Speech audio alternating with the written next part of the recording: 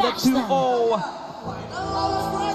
Back we go to the line of Dawn in Geek Fam against Evos. Welcome. Let's see, Line of Dawn. Evos Glory should break the momentum here and now. Meanwhile, Geek Fam, they're comfortable, but their job is not done. So initially, as we get into the game, as we want to talk about the drafts even deeper, we get to the point where CC, again, has been the keys to victory, has been the main factor as to how Evos Glory are able to take their games. Look at their composition now. They lack a whole lot of CC, right? The X-Borg, no CC. It's Dreams and Clocken. That's the two CCs, and it's not even like big game-changing CCs that they've been able to utilize on the Minotaur, the Tig, the Edith, Master Assassin still for Chidera and Brands. That's my question then. How do they really create this big engage towards Geek Fam? Will they be banking on a clutch IMU, or will they have something else in their pocket? I think it's a mix of both, honestly. They want to use that IMU to steal away these Netherrealms, this Minotaur as well, with that Minion's Fury, but mainly how they're going to be able to look for these pickoffs is through that chip, that map control of his, where he can rotate across the map very, very fast, teleport, put that shortcut down, and then overwhelm Geek Fam with damage. It's kind of like what Geek Fam were doing to them with that Masha, with that composition earlier, but they had CC. That's the difference now. For Evos, they're just poking Geek Fam. Pokes are in the name of the game for Evos Glory, but they have to be weathering the first few minutes, because from the looks of it, Geek Fam, they do also have that strong skirmishing power. When this Yuzong is online, the BDF can always ensure that you have a great opening, especially when you also have Beloyski with the Minotaur. That, you know, knockups will be insane for Evos to handle. Claw was already annoying earlier in game number 1 without the sprint. Now with the sprint, especially up against a Lancelot, the Cloud's already really, really good at dodging away from the Lancelot assassination. Geek Fam looks like they are down a level to Claw and Fluffy. Yeah, Falcon already level 4, and a boy still looking for that timing to pop that Netherrealm, perhaps assist them to collect that turtle. But no, it seems like both teams are taking their time here in that first mute take. They will re-engage soon, I think, because this turtle will be very, very important, especially in the early stages of the game. But Beloyski just being shadowed by Dreams, so Dreams just playing close proximity, but Annabelle. Change crowd control. Oh, good puncture. But Minion Fury actually connecting onto his block. No fall of damage though. Now take a look at Brands and Dreams. They collapse onto his Beloy. He will fall first in this game, and Fluffy here will have some of Pirag armor, but that's 1 for all. I understand what Geek Fam were doing there. They didn't want to go for the turtle because they have an overwhelming advantage in the neutral objectives. But what Evos have is a very mobile, fast-clearing jungler. So they want to deny that off of him, that clear speed. But it has only given Evos a chance.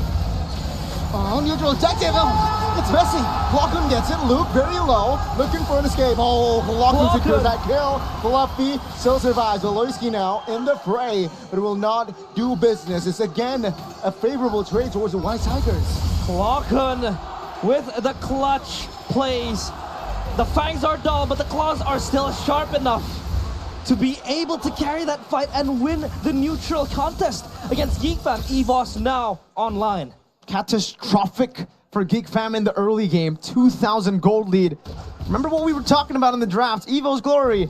It's basically game 1, but riskier. They are doubling down on the early game. The fact that they have almost a 2,000 gold lead in the first 3 minutes, now this has to raise concerns within the team of Geek Fam. They need to be able to weather the storm, and technically they still have ways to do so. They have that Minion's Fury, very good disengage tool. They have a Netherrealm as well. So for Geek Fam, it's all about slowing the tempo down, but for Evos, it's about how to find ways to dive, to force this pace, this incredible pace onto Geek Fam. And Annabelle's really doing a good job in that jungle matchup. This is why the Lancelot, technically this is why Nolan and Ling was banned. They didn't expect the Lancelot, does a very similar job though.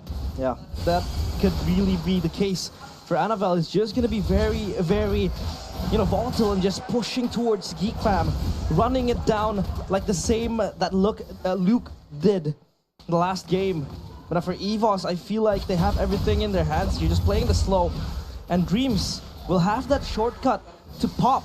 So it will never be like a 2v2. It will just instantly become a 2v4. And when you have this Lancelot just flying into you, you have then maybe Clocken with a clutch steal, with a clutch IMU. That could just turn the tables around for Geek Fam. So Geek Fam, they need to be on the lookout, especially for Luke. Teams here Dreams though, crash course. Just on towards your boy. Both teams just hovering around here looking for potential trades, but let's see here. The turtle fights. The second turtle fight. Geek Fam, again, taking their time. Both actually, Evos Glory. Take a look at Lancelot moving top side. Klokun takes another round. It seems again, both teams not committing on towards a big fight just yet. They're not really interested in just running towards the skirmishes. Wow. I feel like they're just playing it safe because they know Geek Fam do have that tool as well. But Chadera! Oh, Annabelle, sneaky one! They would thought Annabelle would be around the turtle, but he went. What? Annabelle! The shortcuts! Retribution connects, Evos Glory secures it. Now Geek Fam, they are running for the hills. Take a look at Luke, soaking damage, taken down. Evos Glory. Poetry in motion. Perfectly done, perfectly executed. That ultimate of Annabelle might as well be the perfect execution because that's what they were able to do. My goodness, that was masterful. Playing around the turtle, knowing that Geek Fam will not be able to force this with Evos having such a big lead at the start, and the forced error was just so, oh my god, that was a nerdgasm for sure for Mirko, man. I was already like shaking my head during that play because it was just so good. They knew that they had a teleport. They knew that Geek Fam cannot force the turtle, and they knew that if they kept on posturing aggressively, Geek Fam would think that the Lancelot is around them. Yeah. They would completely forget that this Lancelot can take the shortcut. So can Brands. They get rid of Chadera, and then it's a man advantage 5v4 on top of the big level lead that Annabelle has. And he got the turtle. I don't know how he got the turtle, but he got the turtle. He was already ahead, but my god.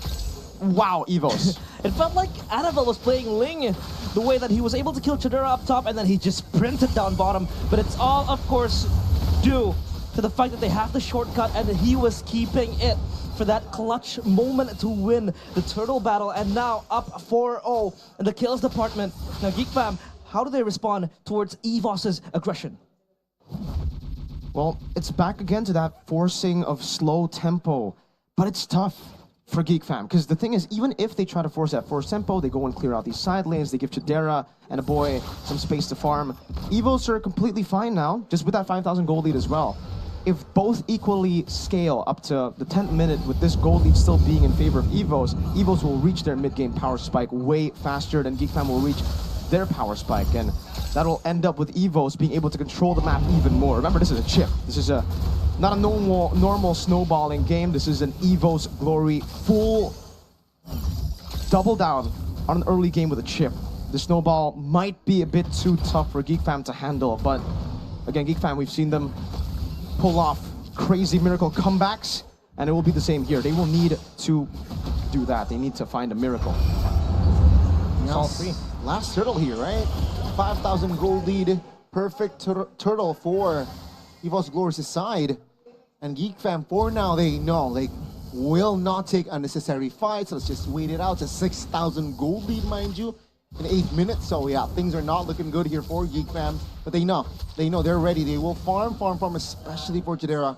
3 items, maybe then they will be ready to fight. At this stage of the game, they don't really have the capability to fight back and just out-skirmish Evos in a 5v5 or even a 3v3. But what are the timers of Geek Fam? What are they waiting for, Mirko? Chadera for his 3-item power spike. Dreams! The shortcut as well, that's a good start onto Chadera! Chadera! Placing the red PMI will save his life, but the turret will fall! Annabelle almost catching a body, but Bloisky will fall. Now taking to the back side, it's actually Black Dragon form trying to distract, but 2 members are already down, and they will add 1 more. 3 members out. They either slow it down or try to match that fast pace, but if you do, the odds are against your favor. Evos, Annabelle is online, 14, 4 levels ahead of Ray. Yikes.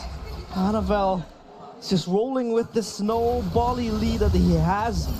He's just out jungling Ray, especially as a Lancelot. He's just playing it so swimmingly.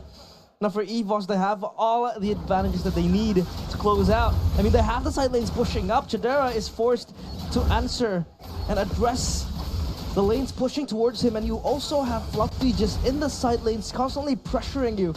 So Geek Fam, they're split up. They either want to fight back or they just want to try to allocate the side laners to clear up the waves up top and down bottom. I mean, allocating the gold towards the Claude has been what they were trying to do the whole time, right? But at this point, I think they might just have to sacrifice these tier 2 so that they can actually get the farm that they need. If the tier 2 still are up, Geek Fam can actually just play in the enemy jungle, force these sandwich plays. By the way, Annabelle is level 15 at the 10th minute of the game. This is an MPL ID Season 7 throwback, kind of, from the assassins, the marksmen in the jungle, from being able to farm up to level 15 at 10 minutes. So, yeah, this snowball is getting out of control. They're almost beating the clock with that gold lead, 9.5 in 10 minutes. That'll mean that Geek Fam are going to be placed in a very similar position that they were able to force Evos on in Game 1. It's all about waiting for a mistake at this point because this control is overwhelming. Yeah, just like what Mirko mentioned, deja vu of game number 1. Back then it was Evos waiting for a mistake to happen. Now it's Geek Fam on their knees looking for something that they can leverage. But Evos, it looks like they're playing a flawless game. They're able to just allocate the neutral objectives, they win it out, they fight systematically and using their ultimates in a way that it will be so advantageous towards them. This shortcut has been very clutch for Dreams to just help and, you know, have a teammates corral behind him, try to look for a fight, and it's just going well for Evos Glory. Dreams though. Let's see here, looking for an engage, perhaps looking for information. Geek Fam still killless, and Evos Glory still deathless. Lord is marching bottom side. And also do know that earlier on, we talked about, Reptar talked about Chip being left open, and now take a look at the value that Evos Glory is giving. Now Dreams though with an engage, potentially Chidera still holding on, dealing damage. But Geek Fam, this is the first Lord. I'm sure they will take care of this first Lord, no problem. Luke is looking for an engage. Oh, Annabelle jumps in. This might be almost a mistake there. And Geek Fam still holds their ground. Fleet footwork from Annabelle is just bouncing left and right. Luke! Oh my, the damage is enough! Annabelle, what the heck? That is an assassin's job. Now Geek Fam, they will lose a member on this defense. Evos Glory, they will eye for that mid turret. Annabelle jumps back in. Will they have enough firepower to defend this mid turret? Oh, Clock, that's a mistake! Winner's Run in here from Clock, take a look at the Nether Realm. Geek Fam looking for the kill. Ram 6 turret top side, but Annabelle finds a killing spree. Geek Fam lost another member. Annabelle looking for the backside. Finds a boy to claim the double. Annabelle with the confidence. Valoisky jumping in though.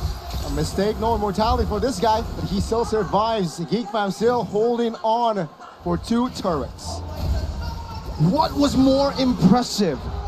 Geek Fam still finding a way to defend that, or Annabelle just styling on him? I can't decide. Both teams played so well. There was one loophole before the team fight that I was about to talk about, right? For Evos, I noticed that for Clockon, he's actually going for a very defensive build. It's too defensive for how ahead they are. He went for the Blood Wings, the NOD, and the Winter Truncheon. You'd expect on the Valentina you would want to go for extra damage here, especially considering most of your damage will be physical, right? But because Clockon went for this safer, more utility-based build, you can see definitely that they were lacking a little bit of that magic damage. When Annabelle, Brands, and Fluffy try to go in to deal damage, Geek Fam were actually able to withstand that because they rushed a lot of these physical defense items like the anti-Cuirass all the way straight up from the get-go. We have a game fact though. Game fact by GoPay. Chidera becomes the player with the most Claude picks 70 times in MPL ID Season 13 with the highest win rate as well. So yeah, Chidera has been with his power pick, with his comfortable pick in the first 2 games, but this time, not in this game. This game, he hasn't really been able to find the angle. Sure, he had a few blazing duets, but a jump in though. Fluffy wants to pull the trigger here, realizing that, oh, take a look at Valoisky. Now you see him, now you don't again. Annabelle claims a double. Now with the shortcut, perhaps he might looking for the third member, and Annabelle collects the third. Brands now on the other side. Brad finds one, and Luke, one man standing dragon against 5 white tigers. Overwhelmed, and Evos Glory will find glory in game number 2. With this, the series stands to 1-1. The White Tigers claw back, and they bite back the villains. The villains flawless no more, as Evos Glory take game number 2. We're all still tied up 1-1. 1-1.